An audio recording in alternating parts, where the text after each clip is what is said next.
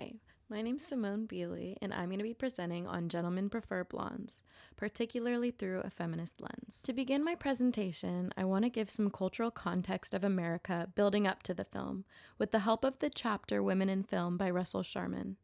World War II had ended several years before the film's release. Therefore, the culture and film is heavily influenced by life of post-war America. With most men being abroad fighting in the war, there was a void to fill in the workforce, and women were forced to step up to the plate. Women began working in jobs previously seen as strictly men's work, and gendered roles that were once set in stone became blurred, as women began to prefer work and life outside of the home. As Sharman discusses, forms of media like film were being used to reinforce gender. Therefore, when women began to overstep their feminine boundaries, film genres mirrored it, starting with the femme fatale of film noir and continuing with the blonde bombshell.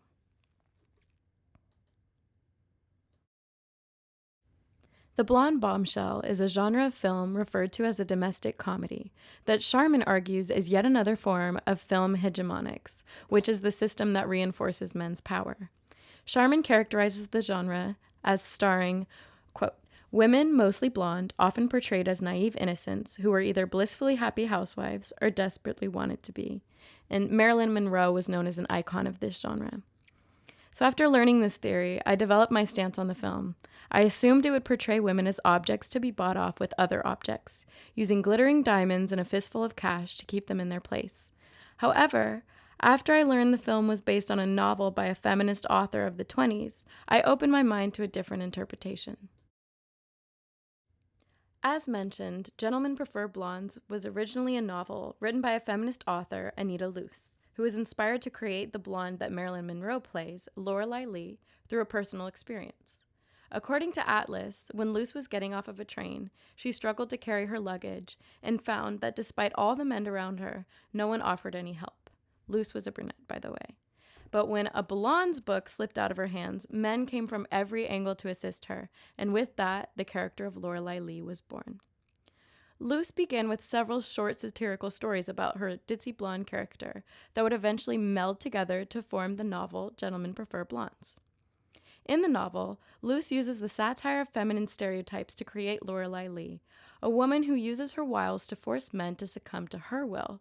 As Newland puts it, Lee's character is a savant who can't spell to save her life, the stereotypical dumb blonde showgirl, but her internal monologue, as written by Luce, sharply lampoons men's sexual desires to control women, censorship, and the sexual pieties of the powers that be. End quote. So let's move into the film. The movie was directed by Howard Hawks and produced in 1954, starring Marilyn Monroe and Jane Russell. The film explores the world of two showgirls who are best friends despite having very different views on love and life. So there are two very different perceptions of the film regarding feminism. The first is the lens of the blonde bombshell, which reinforces gender roles and seems to encourage women to remain in the home as trophy wives, while the other can be interpreted as a more feminist idea that poses Gentlemen Prefer Blondes as a satire of feminine stereotypes, like the novel, and encourages women to choose their path, whatever it may be. So let's jump into some examples of the film and see what you think. The film opens with our two leading ladies, Lorelei and Dorothy, singing about turning heartache to gold as they team up to seduce every man in the audience with their serenade.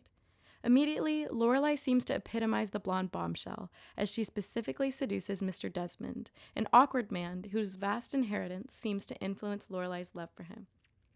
Dorothy has a completely different attitude toward love, since she prioritizes looks and a real connection over money, and their juxtaposing ideas clash throughout the film. But with the progression of the film, we begin to see the truth behind Lorelei's jaded attitude of love and riches. As Newland put it, Lorelei has, quote, the hard-earned knowledge that women are reputationally ruined, or worse, by sleeping with men, who may very well leave them in the end. So why not get those jewels while getting your kicks, end quote. Lorelei's performance of Diamonds Are a Girl's Best Friend emphasizes Newland's stance, since after the loss of another love, Lorelei chooses to reject love entirely and embraces the jewels that remain after it. At the end of the film, we finally understand that Lorelei's ditziness is more of an act, and her determination for diamonds can be interpreted as feminist rather than being shallow or conforming to the blonde bombshell male agenda. As she states in one of her final monologues, quote, "A man being rich is like a girl being pretty. You might not marry a girl just because she's pretty, but my goodness, does it help. And if you had a daughter, wouldn't you rather she didn't marry a poor man? You'd want her to have the most wonderful things in the world and to be very happy. Well, why is it wrong for me to want those things?" Lorelai's final statement completely shifted my attitude toward her, since, as she argues, we all have the right to choose our paths in life and in love. And if you find a man who's willing to give you the world or a big diamond ring, if that's what you want, that's your choice. Now, Dorothy is a much easier character to assess regarding feminism, since she seems to reject her friend's ideas of love and money and the blonde bombshell theory entirely.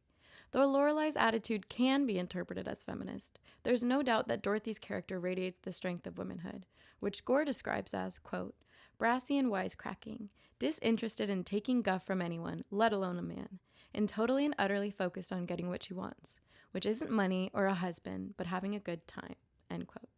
Dorothy embodies a confident female identity that I could even get behind. And her outward sexuality that she projects is particularly interesting, since at this time, this attribute would usually be associated with masculinity. And this is particularly demonstrated in her scene where she sings, "Isn't Anyone Here for Love?" Rather than cater to the male gaze, Dorothy seems to flip the narrative and exerts her female gaze on the male Olympic team that dances alongside her, dressed in tiny workout shorts as she sings, gazes, and ogles them.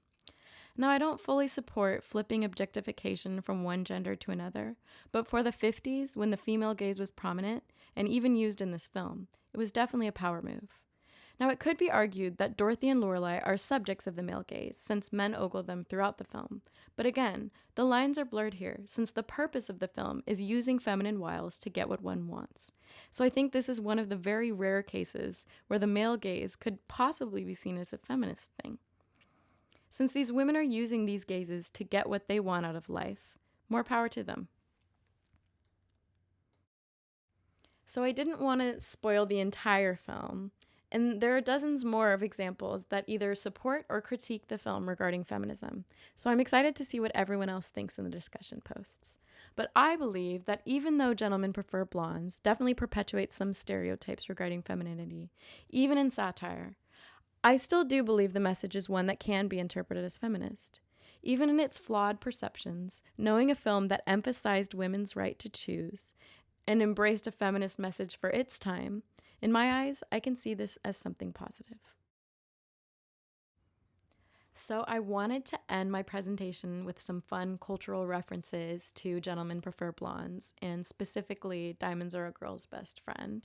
So first we have Gossip Girl, where Serena van der Woodsen impersonates Marilyn in the episode entitled Southern Gentlemen Prefer Blondes. Next we have the iconic Material Girl music video by Madonna, where she also impersonates Marilyn. And lastly, we have Miss Piggy as Marilyn. And lastly, my works cited, and thank you so much.